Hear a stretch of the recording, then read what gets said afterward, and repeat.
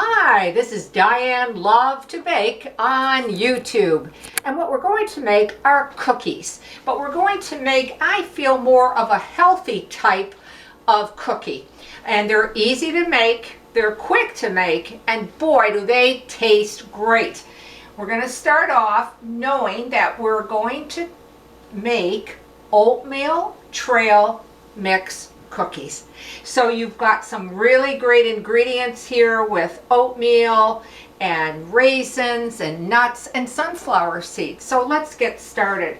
First, let's start off with 1 1/4 cups of packed brown sugar. Now you can use the light or you can use the dark, whatever that you have. 1 1/4 cups and it's packed. Now I no longer put the recipe below the video, so I'm sorry about that. So if you want to jot notes as this is going along, I want to let you know that ahead of a time, and hopefully I'll go slowly enough and clearly enough that you'll be able to jot them down. Okay, so just to rewind a little bit, 1 1/4 cups of brown sugar. You're also going to be putting in 3/4 cup of solid shortening. Now, if you don't like shortening, you might not like this recipe. What I find though the shortening does, it gives the cookie the chewiness it needs as well as being crisp. Okay, and I know that some people have written to me where they live they can't even get solid shortening, so I'm sorry, but I have several other cookies videos on my channel of healthy choice cookies, so please check them out. Now what we're going to do is I'm just going to cream that solid shortening with the brown sugar. Now I'm going to warn you about the sound of my mixer because it can come out loud to you folks, so a heads up on that.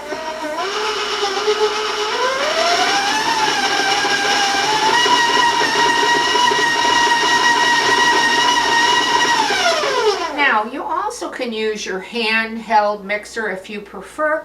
I like using my large stand because I think it's much quicker for the video. Now spend whatever time it takes. Now it might take 2 minutes, it might take 3. It's depending on the speed of your your mixing blade. But blend that and cream it together. Now let's add 1 egg at room temperature and beat that together.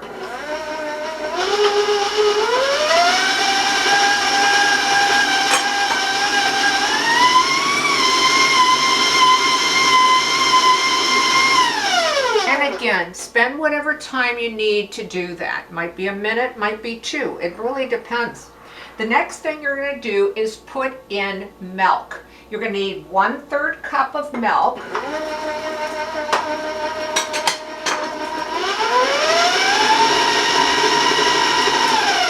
And you're also going to be putting 1 1/2 teaspoons of vanilla.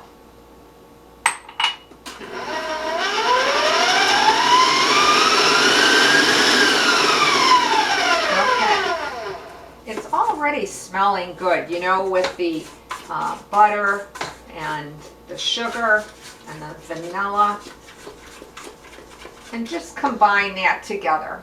Okay, like that. Just cream it together. Okay, now let's start working on the dry a little bit. You're going to need oatmeal, and we're going to be putting in 2 1/2 cups. If you have the quick oats, that works really good as well. Of course, we're talking about being uncooked. Okay, so 2 1/2 cups.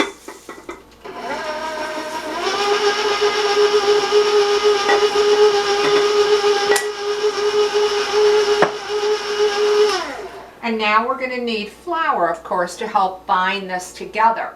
So we're going to be using 1 cup of all-purpose flour.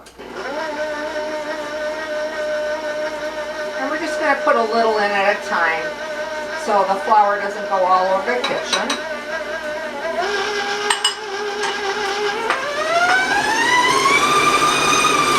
And just wait till that's nicely combined. Okay? There we go. All right. We're also going to be putting in 1/2 teaspoon of baking soda. We're going to put 1/2 teaspoon of salt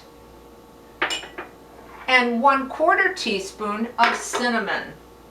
And we're going to bring that all together.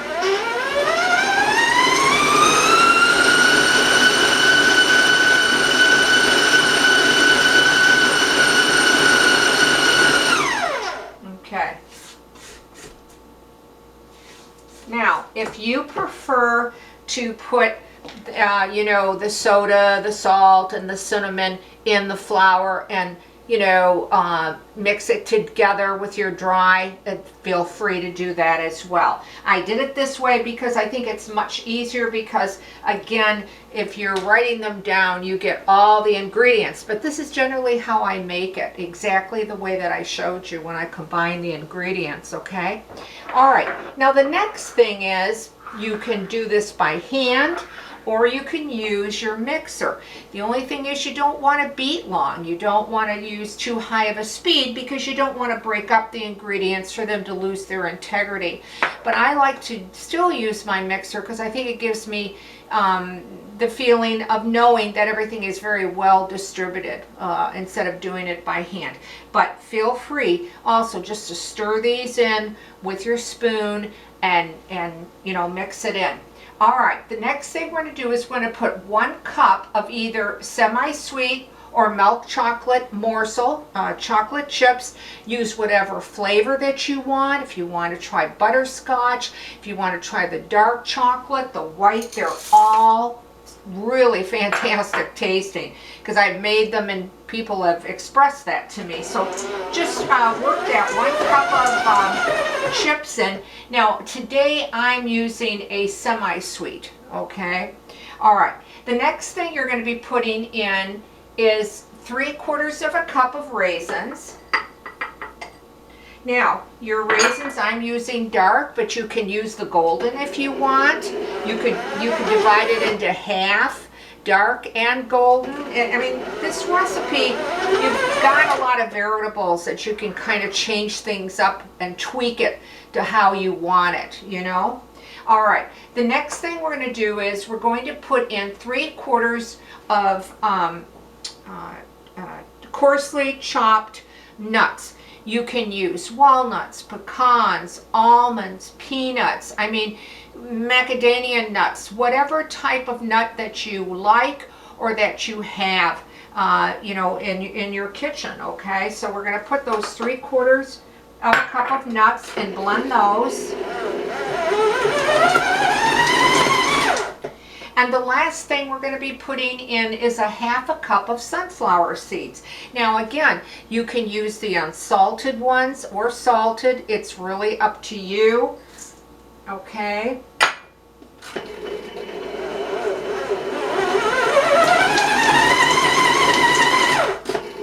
And then just combine that.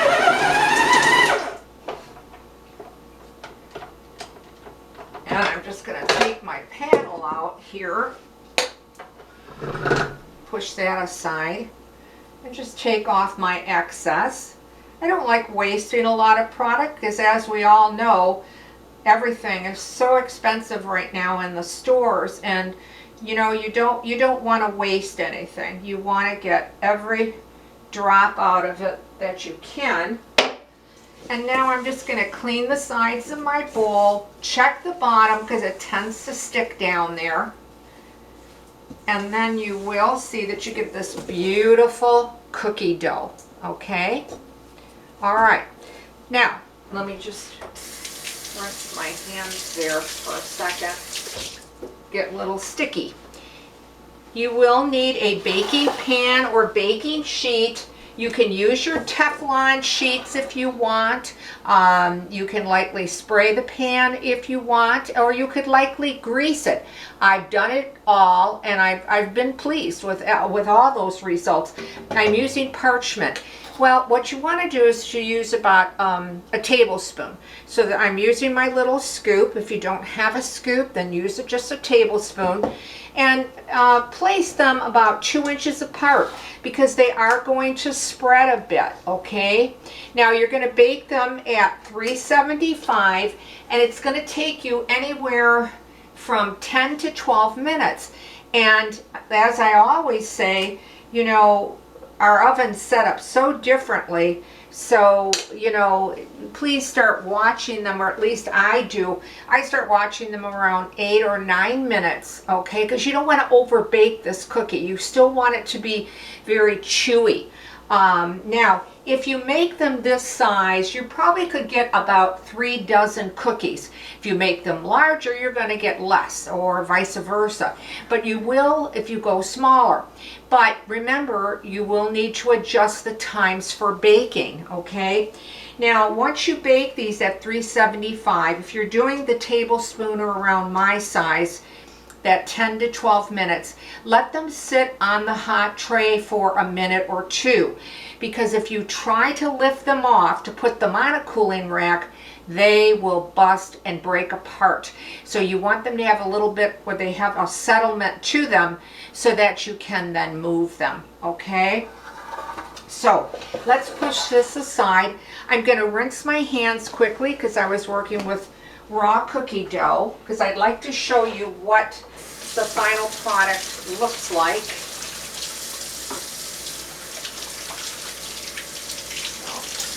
Just like to have clean hands. And this is how they bake up. They really do turn out very, very pretty cookies. Now the top, they will have different cracks on the surface. You'll be able to see the raisins and the chocolate chips coming out, protruding out of the top. And the seeds. You'll bake them up to a nice golden brown, anywhere from a light to a medium brown. And they will be hard on the outside and the bottom side, I'm sorry, yeah, and the top, so outside. And then when you break them apart, I don't know if you're going to be able to see that, but they break apart so moist and chewy. And I'm just going to press, I hope that you can see that. I hope where that shot is that when I press on it, you can see how moist and chewy that these cookies are. They are great with a cup of coffee or a cup of tea, or even to dip them into milk. They're fantastic. So these cookies, like I said earlier, I think are a healthy version to a cookie. If you try this recipe and you like it, we'll leave a comment because I'd like to hear from you. Also, I want to remind you to please watch me solely on YouTube. That's the only place that I put my videos on. And if you do write to me, I want to be able to get that message or that question or that comment, and I will try to do my very best to answer in a timely fashion. That is one of the reasons I don't do the ingredients anymore. So very quickly, the reason I'm explaining, because I've gotten questions on it, is that, and I'm not alone on this, that's for sure, but I got tired of seeing my work taking to other places, posting it, pinning, claiming it's theirs, and what's so frustrating is to spend the time and then I see that there's a question, I see there's a comment, and I'm not able to answer. It became so frustrating that it wasn't worth it anymore. So sorry to bore you with that, but I do get questions on that, so I'd like to go through and explain. So try this recipe. I think it's a very good one. I think you're going to like it if you do.